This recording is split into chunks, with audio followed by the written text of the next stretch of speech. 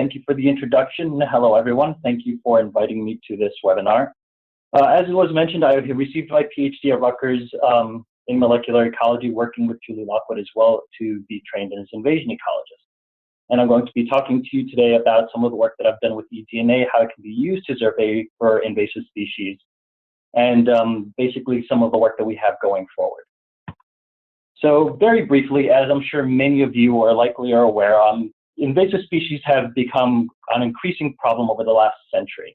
And with a disproportionate number of those introduced species arriving here and being seen here in the United States and in Canada as well. And this presents itself to an increasing problem as time goes on, because the more that these introduced species are arriving in our landscapes, the more we have to try to combat, basically, because not all of these will present themselves to be problems for our environments, but some of them do lend themselves to be fairly dangerous. And in order to basically stem that problem, one of the things that needs to be made aware to everyone is basically how the invasion process basically works.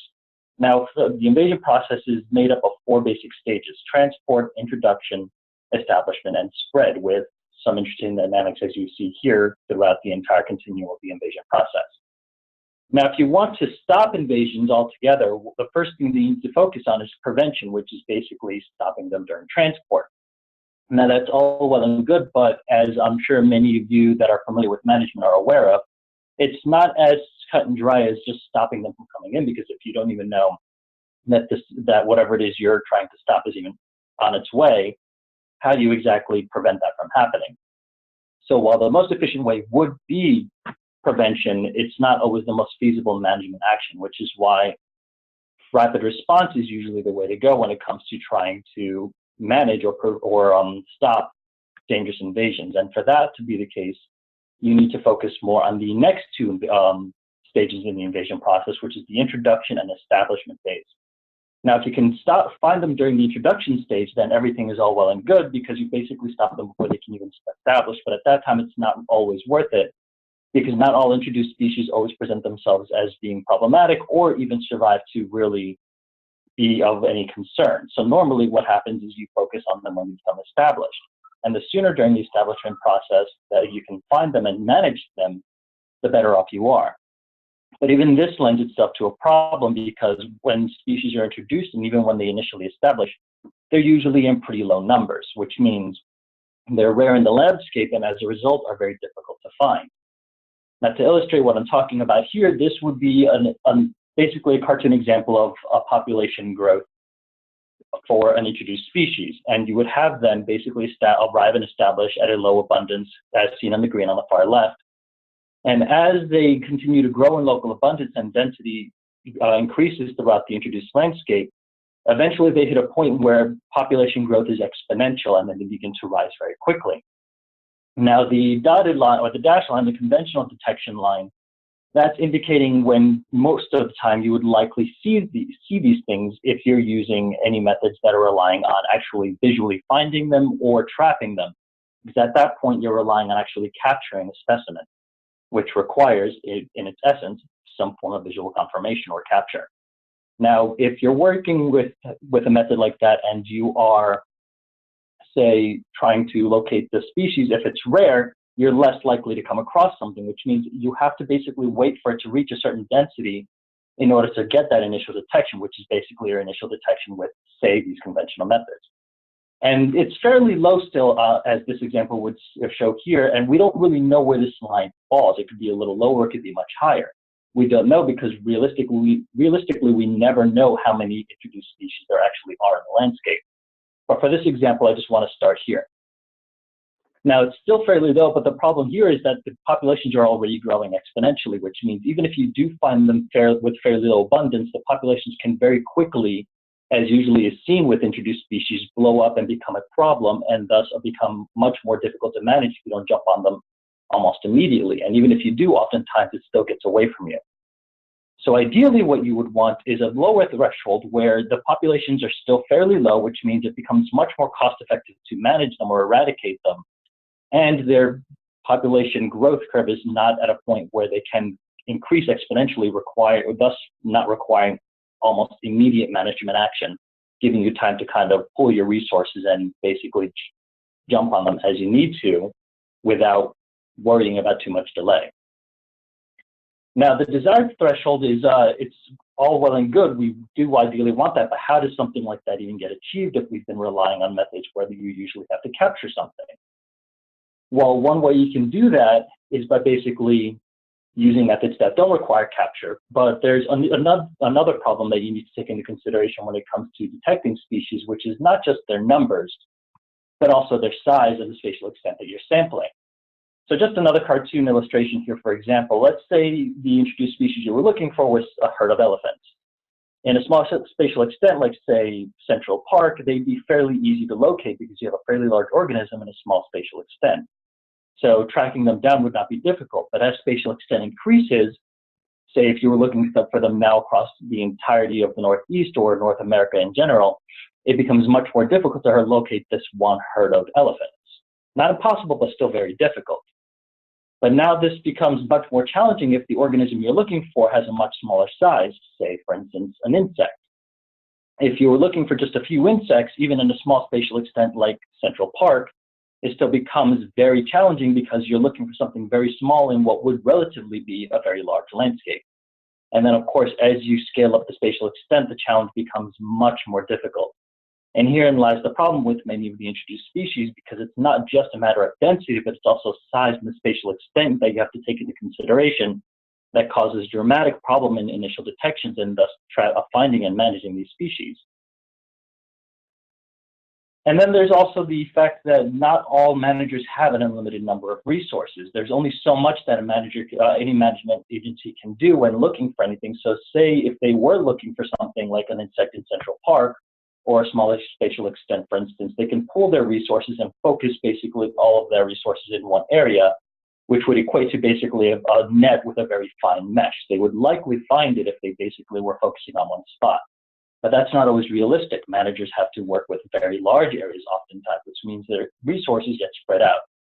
And as that happens, basically the spatial extent as the spatial extent increases, their resources get stretched out, and thus the mesh size increases, and you're more likely to miss things. And that's the reality when it comes to managing for species these days. When it comes to looking for things like invasive insects or anything that's very small over a very large area, things often get missed. And as you miss things, you open up chances for invasions to establish, spread, and really become problematic. Now, how do we basically circumvent all of these problems? Well, as I mentioned before, one of the things that we've been relying on for the most part is capture of these species. We've been relying on traps. We've been relying on visually identifying anything or visually identifying presence in some manner. But in order to circumvent this entirely, you can basically rely on an emerging technology called environmental DNA, or eDNA for short.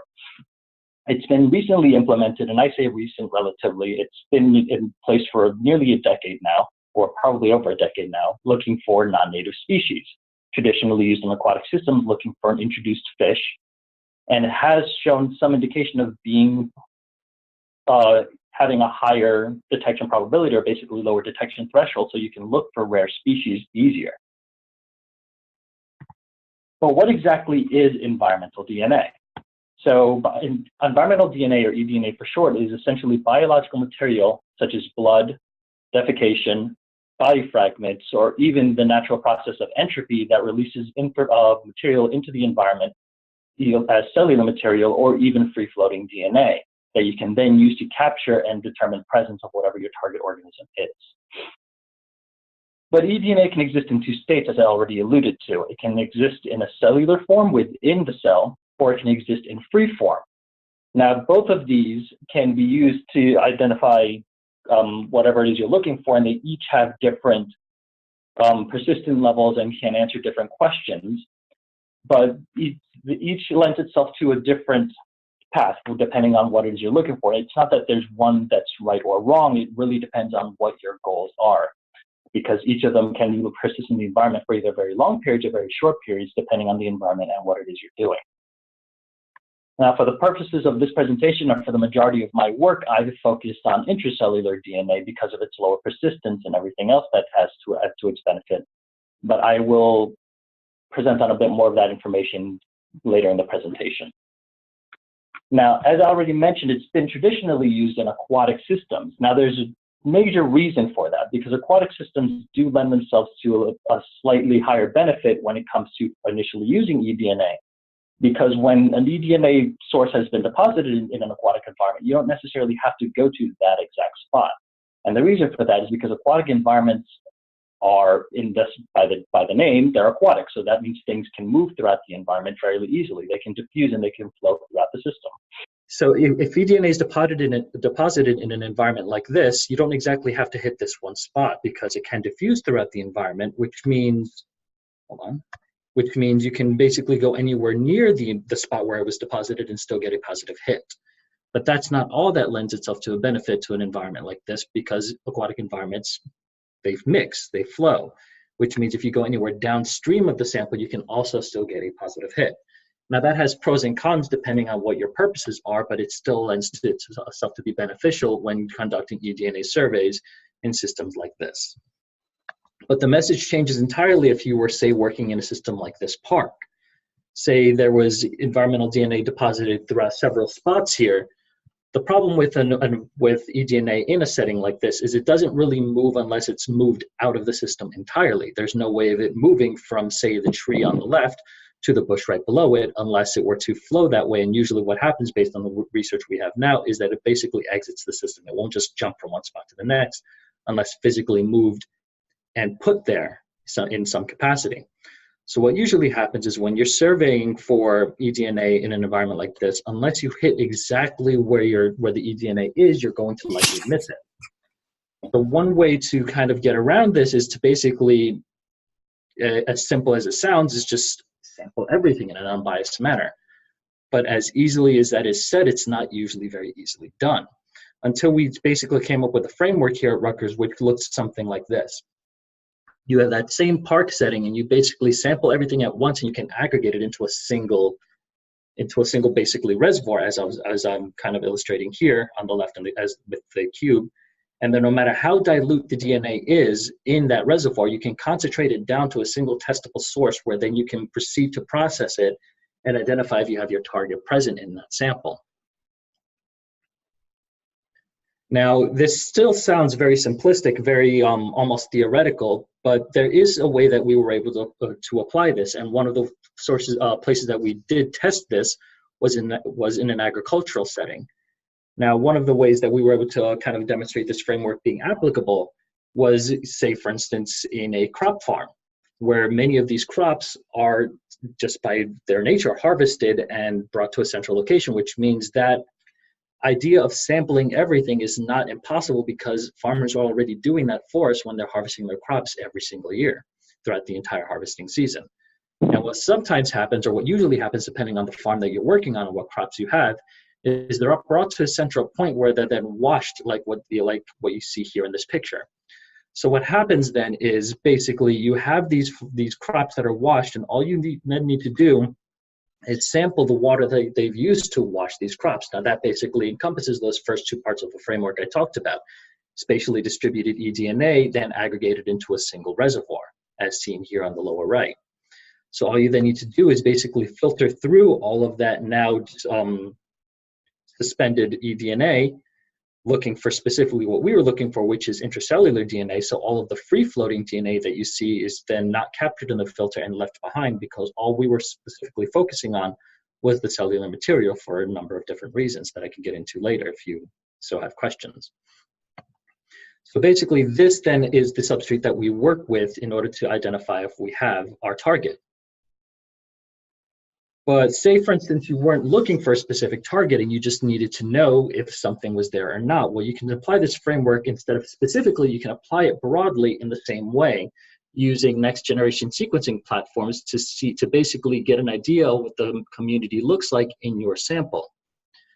And from here, you can see that I have one example listed where the sample will pick up several native species, but one does pop out. And because next generation sequencing can be very expensive if used too often or too much, what you can then do is, since you've identified you have some instance of a non-native species that you may be concerned with, you then can develop a species-specific approach in order to use say, a qPCR platform, which is far cheaper, and you can then test your environment in order to identify what landscapes have this invader and then act quickly before they become problematic. Now, in the case of the work that I've done during my PhD, we did know the target that we were looking for. In this case, we were looking for the brown marmorated stink bug. And I'm sure many of you are very familiar with this species, as it's become a problem for much of the Northeast and the Mid-Atlantic area. And it's currently marching its way down south and westward as well. Now, one of the big things we wanted to focus on, my colleagues and I, when we were working with brown marmorated stink bug was the bottom line here. The current monitoring methods were traps, nets, and visual counts. And if you think back to that illustration that I showed you before about how that curve can result in a very quick growth of brown marmorated stink bug or any non-native species, once you've detected them, we wanted to see how this basically performed versus the eDNA method. And to do this, we worked in two different sites. We worked in New Jersey in a location where we knew brown marmorated stink bug was very high abundance already. And we then moved to close to the edge of the expansion front, which was a farm in New Hampshire where they had never seen brown marmorated stink bug before on their farms, in any of their farms, nor had they seen any damage. So to their mind, they had no brown marmorated stink bug anywhere in the area. And to kind of demonstrate kind of what aggregation looked like in this farm, what we basically did was just as seen here. They would harvest their crops, and this is something that they were doing. This is not something that we brought. This is what they called a bubbler, which they put their crops in order to scrub off all of the dirt and the dust and all that to help process their crops before they would prep them for either local sale or wholesale. And the same would be done with many of their leafy greens. Now, the method that we were applying here was very minimally invasive or not invasive to their process at all, because what would basically happen is as soon as they were done, they would remove the crops that they were working with out of these tubs, and then we would immediately grab a sample right before they would then drain, clean these tubs, and refill in order to do the next batch. But oftentimes, these crops were just left laying in the bubblers or in these tubs while they were working on other things, so oftentimes we weren't even getting in their ways. So the method lended itself to not only be very quick and applicable in an agricultural environment, but not invasive to the growers at all. So in their mind, they weren't even doing anything any different. We just came in, grabbed a sample, and left. But this wasn't what we only wanted to do. We didn't just want to see if it was applicable in an environment. We wanted to see largely how it worked compared to the conventional methods that were specifically developed for brown marmorated stink bug and largely used for other non-native species as well, like the blacklight trap. So we set up a bit of a comparison using conventional traps and environmental DNA. And basically the results are shown here as follows. So in the New Jersey site, we set up eDNA, blacklight traps, and pheromone traps across 4 different peach trees and sampled at 2 different periods. And as you can see by the results here, no matter what method we used, all detected brown marmorated stink bug equally. Now, as I mentioned, this is already a high abundance site. You can basically go out and see stink bugs in these orchards at any point without an issue. The message changes completely when we're looking at a place where they don't even know that they had brown marmorated stink bug. Looking at the blacklight trap, throughout the entire 8-week period where we sampled, no matter what field we had our traps in, we never saw any instance of brown marmorated stink bug using the blacklight trap. Now, when we look at pheromone traps, we have one field on the very last day of sampling that found a single nymph. And this is basically at the end of the season where their densities already pretty much are at their highest. And we only found one at this point. And we got pretty lucky with that because that was basically our validation that everything that we were doing was working. Because if you look at the results with the eDNA, not taking into consideration the times where they were not sampled because of harvest issues at the time because of what was going on with the weather. What you do see though on the days that we sampled is that every single day across all fields, we did get a positive detection of brown marmorated stink bug. So if you kind of look back at the previous results and the results of the eDNA method, it shows that they've actually been there, and it likely is that they've been there for some time. And if you kind of summarize it in a different way, the results basically look like this, where eDNA shows that they were able to detect brown marmorated stink bug across all 8 weeks, or sorry, all 8 days, and the pheromone traps were able to detect it only on the last day, and the blacklight trap never detected them at all, which means that the detection probabilities, when calculated assuming occupancy of the species, which we've confirmed, shows that the eDNA method had an occupancy detection probability of 1, with the pheromone trap showing a detection probability of 0.03. And of course, the black light trap, there was no point in calculating because it had 0 detections at all. And of course, this is just a very broad stroke of the results that we did have. If you want to get any more, look into the paper and have any more details, the paper is shown here, or I'm happy to answer questions more about it later. But this doesn't mean that eDNA is basically acting as a silver bullet. As I mentioned before, with the days when I sampled because of harvest, there are limitations to its use. Weather can play a huge factor in whether you can even use environmental DNA in many of these terrestrial systems, because it either is removed from the environment entirely, or solar radiation can destroy the samples that you're looking for and basically render them not present, and thus would give you a false negative report. And yes, I'll be happy to link the paper later.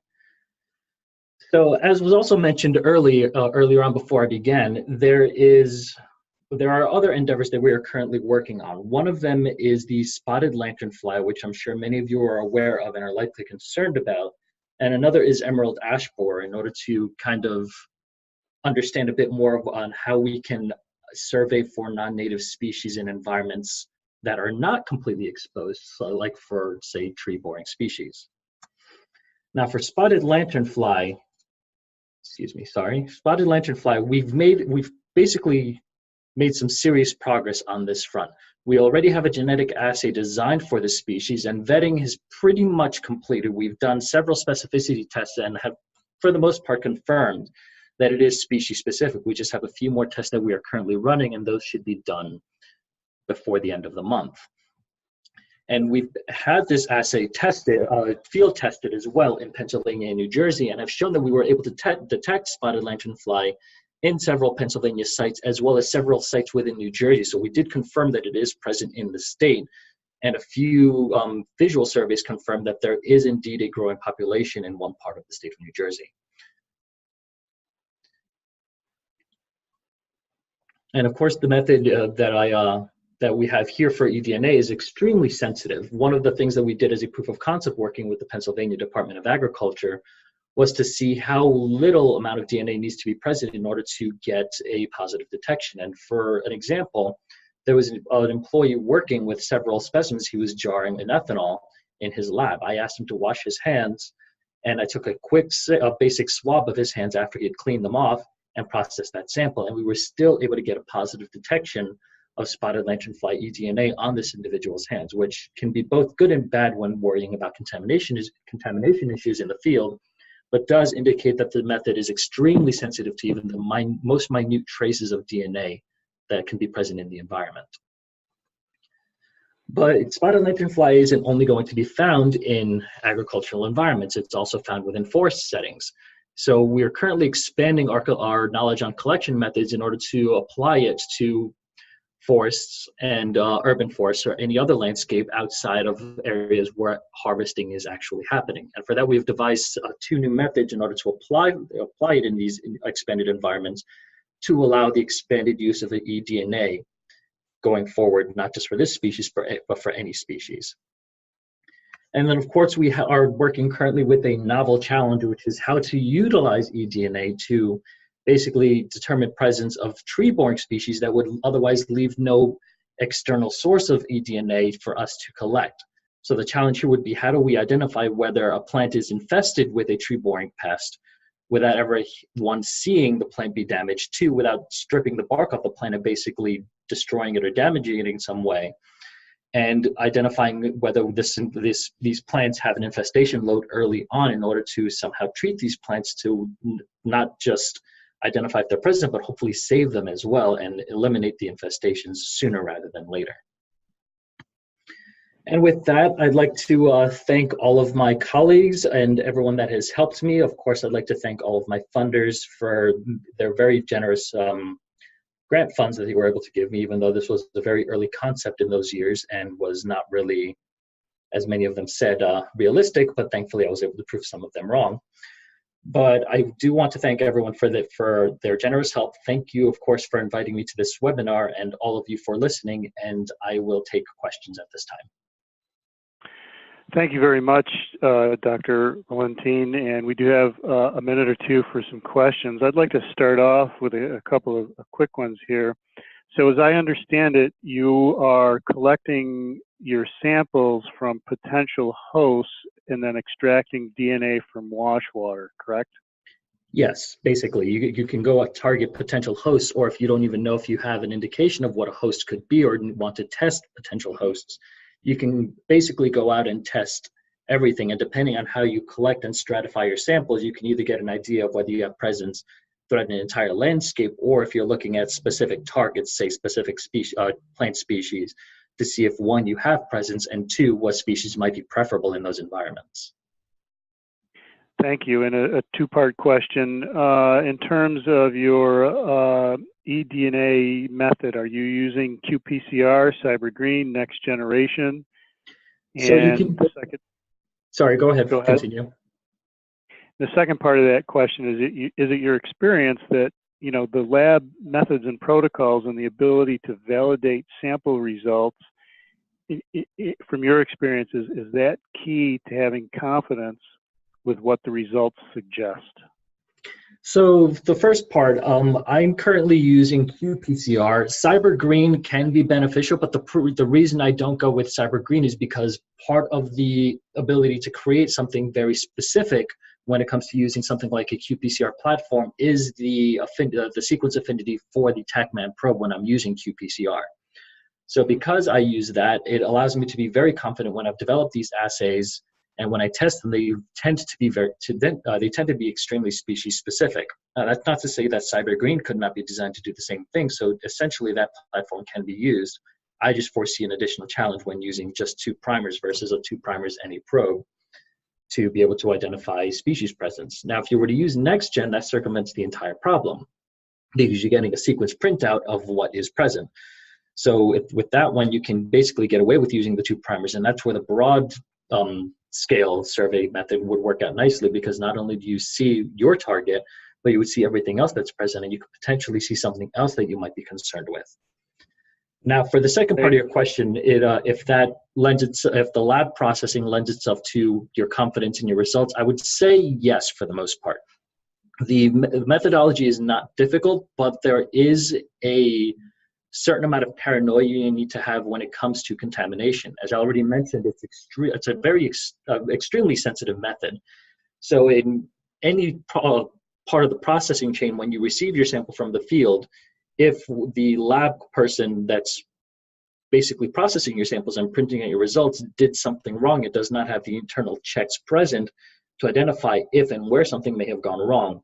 That would then invalidate many of your results. But fortunately, when we're doing much of this, and part of the protocols that we print out for those that we train to use eDNA, we build in several internal checks to identify if there was contamination via equipment, in the field, during initial collection, processing, or during the qPCR setup. So if any of those checks light up as positive, we know we have a contamination check, and that warrants either reprocessing the sample, or if the sample was bad during the field collection, invalidating that result and basically saying you need to collect another sample before we can give you any positive indication, because the sample you gave us is not valid. Very good, thank you. We do have a question on the chat board. Paul Hetzler asks, he is curious about costs and how soon might something like this be available to managers in the field. So we're currently working on an assessment right now to identify the cost effectiveness of this versus trapping methods, but early indications look like it would have a higher upfront cost. So if you're working in a very limited landscape where the number of traps they would use, the number of personnel that would then add up in labor costs would be low, it may be more cost effective to use the trapping methods versus eDNA, but then you have the flip side of that argument, whereas it may have a higher upfront cost when using eDNA, but I've already demonstrated how it is far more effective at determining presence. So then there's that trade-off you have to have of what is it you're willing to risk, potentially missing something or paying more and catching it sooner for a higher upfront cost. Now, having said that, when the spatial extent increases, because you don't necessarily have to have huge amounts of labor, because as I showed you with the with the agricultural example, no matter how large the farm is, it's all being brought to a single point, which means all you really need is a couple of people, no matter how large the farm is, in order to identify whether you have presence in any of these parts of the farm or in the entire landscape. So at that front, the cost then doesn't rise very quickly, and all you really have to pay for is a few additional chemicals and materials in the field, because realistically, when we're doing these results, what happens is the cost is really coming from labor and the people that you're using to pay to go out into the field. So cost effectiveness definitely becomes far more manageable as the extent increases. So if you're working in Central Park, it might not be the most cost effective thing, even though it is far more effective at determining presence. But if you were, say, working throughout the entire state of New York, it might be more cost effective to use something like an eDNA platform. Super. And last question off our chat board from, I believe it's Brent Bossarino. When you're harvesting the material in, for example, a park or a forest, are there guidelines on how much of each material to harvest, or the balance between each, like leaves, grass, twigs, bark, throwing it all together and washing it? And he gives an example here, like with spotted lanternfly and ground truthing in a forest habitat. Are you grabbing and crushing and washing samples of leaves, bark, litter? So the amount of, the way I like to refer to it is surface substrate when I'm referring to things like in a forest setting, if you're checking for leaves, bark, or anything like that. The amount of material that you need to sample in order to confidently determine if you have a positive presence in that landscape is currently being published. We have a paper that is in revision right now, and well, not in revision, in prep, and will hopefully be in review very soon. And we're expecting it to be published by this spring at some point. So as far as those guidelines, I'm reluctant to kind of tip my hand since that should be out very shortly. But suffice it to say, it doesn't take much.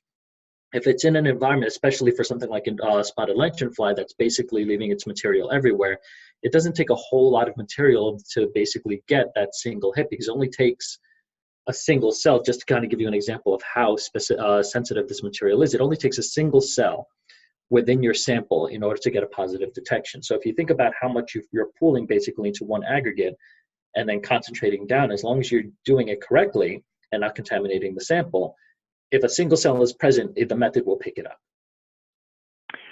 Great. Well, thank you very much. And Dr. Valentin, I believe that you'll be available through email contact or whatnot after our presentation today to answer additional questions. Yes, definitely. If anyone has additional questions, anyone is free to contact me via email. I'm not sure if my personal information was provided, but I'm also happy to take phone calls or anything to answer additional questions, as well as work with anyone or collaborate with anyone, because I did see briefly that someone was asking about the availability of this method. And we are currently, like I said, we're currently in the process of publishing it. So availability is forthcoming, hopefully before this current spotted lanternfly season.